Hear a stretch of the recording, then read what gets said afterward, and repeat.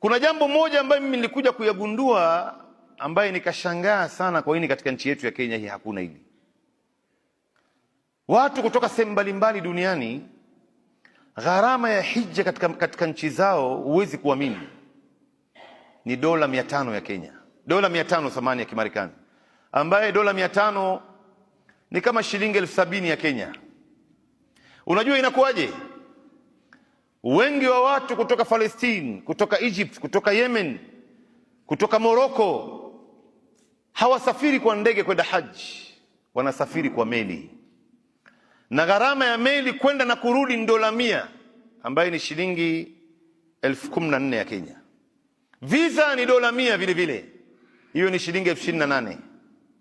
Mambo mengine kule hoteli na mengineo wanayapanga wakiwa wamefika kule, na chakula. Sasa katika nchi yetu ya Kenya, hawa ambao wanaosimamia mambo ya haji, kwa nini wasikuje na fikra kama hii wakawasailishia watu ambayo uwezo wao ni mdogo? Ndo hapa tunatoa ombi kwa wale ambao wako katika mstari wa mbele, Supreme Council ya Kenya, Baraza la Maimam, Jamia Mosque Committee, Leaders Forum, wafikirie ikiwa leo katika nchi yetu ya Kenya inaweza kupeleka maua dunia nzima kwa biashara, matunda ya avocado na matunda zingine, meli za watalii inatua hapa kila mwezi mara 2 mara 3. Kwa nini tunashindwa kuwapeleka watu ibada ya haji kwa kutumia meli jamani?